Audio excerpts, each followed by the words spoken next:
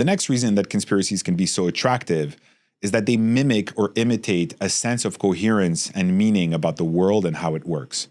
And that, it turns out, is a very powerful thing that a lot of people feel that they lack today.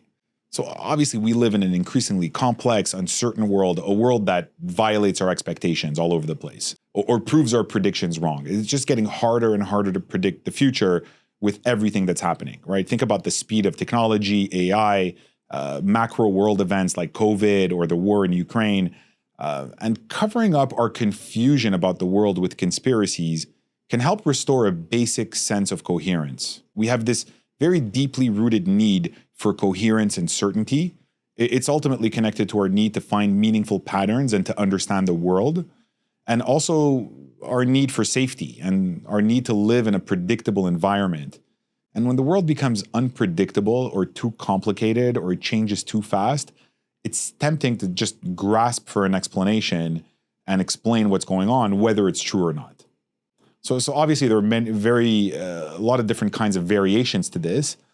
Sometimes we can adopt an explanation without necessarily believing in it very strongly and being open to the evidence that goes against it. And on the other side of the extreme, you've got the phenomenon of apophenia, or what Michael Shermer, who wrote a book about conspiracy theories, he calls it patternicity, which is described as the perception of connections and meaningfulness in unrelated things. And this is notoriously the case with loosely held conspiracy theories. A lot of the facts, and sometimes even most of the facts, or even all of the facts that they use will be accurate. But it's the causal connections between those facts that are a little sketchy and not correctly established. So yes, there are unethical, powerful people out there. Yes, they would like to sort of pull the strings behind world events. And yes, there are negative outcomes in life, and there are these powerful people benefiting from world events. But these phenomena are not always related to or connected to one another.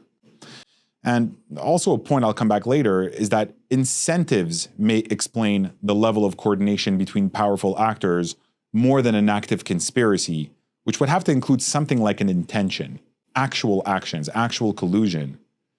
Sometimes the world is such that people and corporate entities with power can take advantage of situations better than people without it. And it seems like they're benefiting from, let's say, COVID, or from a war, or from the emergence of a new technology. And they are benefiting from it. But it's not because they're connected to a conspiracy that made these things happen in the first place.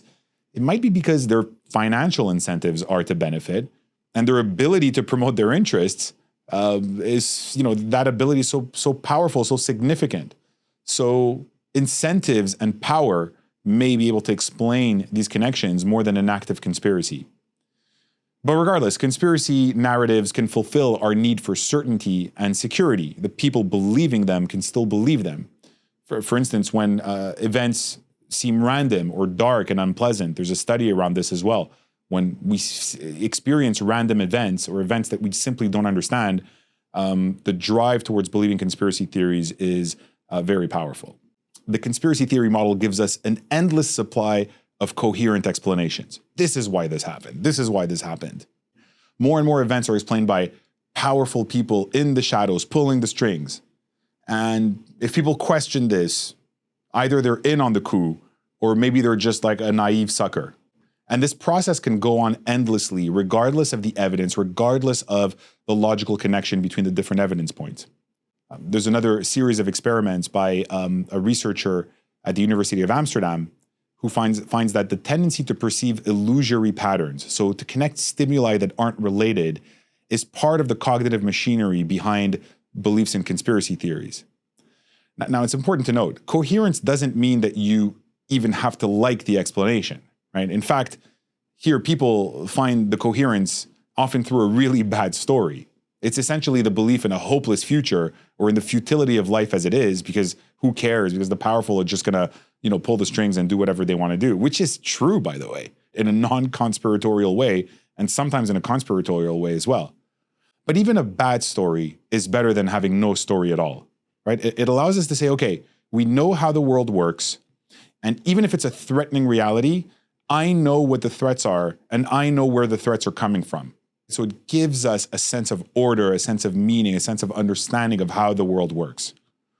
This is also connected to what psychologists call an explanatory style. So a manner of explaining things, and then people will interpret events in their lives using that explanatory style. But they'll also be more likely to explain, social events, political events this way. So there could be different ways that it makes life coherent for us. Either having this ready-made bag of explanations for why things are the way they are, or sometimes giving us a great fight, right? A great and just battle to fight, like Alex Jones does, right? So it can range from the passive explanation of we are the victims and we're just like the passive observers of these stories, to the heroic battle where we are the saviors or we are the chosen ones. We are the ones who are, finding out what's wrong and who are going to do something about it.